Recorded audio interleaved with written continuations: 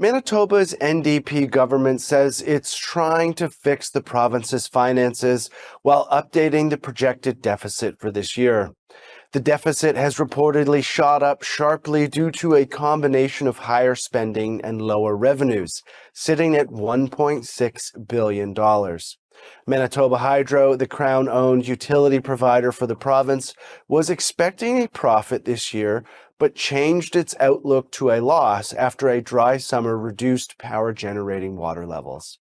Finance Minister Adrian Sala says the deficit was originally pegged at $363 million due to an attempt from the former government to obscure the financial situation.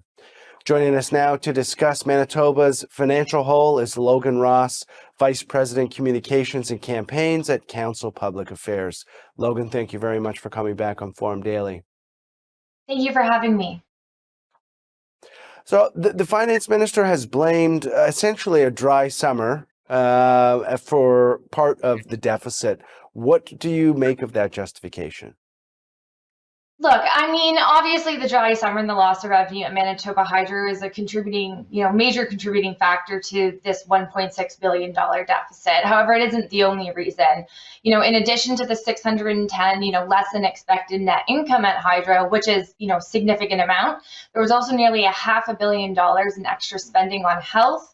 That wasn't projected in the previous budget, and as well as the new deficit figures include a significant drop in corporate and personal tax income revenues. So I think all of these things together combined is where you're getting this $1.6 billion from.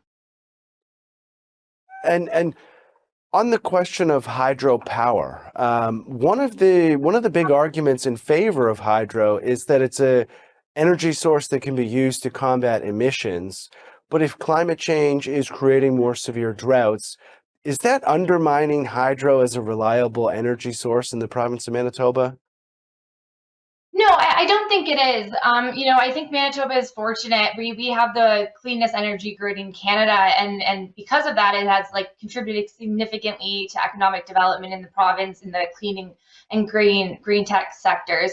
While droughts are concerning, we're in a drought right now. We don't have as much snow as we normally have, and farmers are currently getting a little worried about what that means for the spring.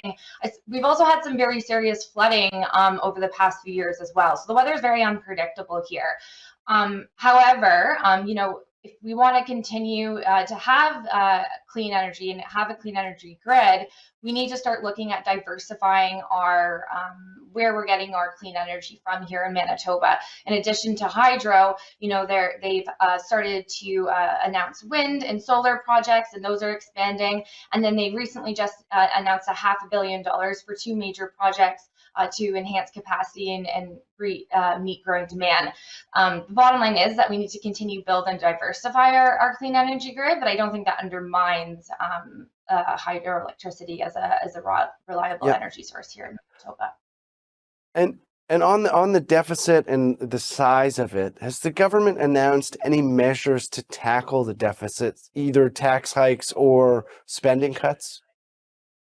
So as of yet, no. This information just came out, 2 days ago, in terms of the new deficit numbers, as well as we're still, what I like to call a honeymoon phase for the new government. They've introduced a few bills. We had a short legislative session. However, I do think that this is more of a stay tuned and wait and see, because, the honeymoon season is over. We're going to be moving into the new year. There's a budget coming up in the spring. So I do expect that over the next kind of 6 to 8 weeks, we're going to see more announcements on how they plan to tackle this deficit. When it comes to the honeymoon phase being over, is there any low-hanging fruit that the province should consider cutting to get its finances sorted when it comes time to figure out a budget?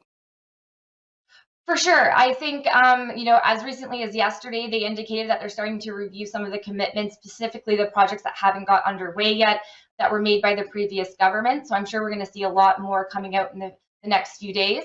In addition, they have already shut down the Manitoba Surgical and Diagnostic Task Force. While that was like a controversial decision, just because of healthcare being of utmost importance during the NDP, for the NDP during the campaign, we, as early as today, we saw that there was some, interesting spending going on by the Surgical Task Force. So I think, and all these things add up over time, and I think that we'll start to see more of these announcements. Thank you very much for joining us today. Thank you.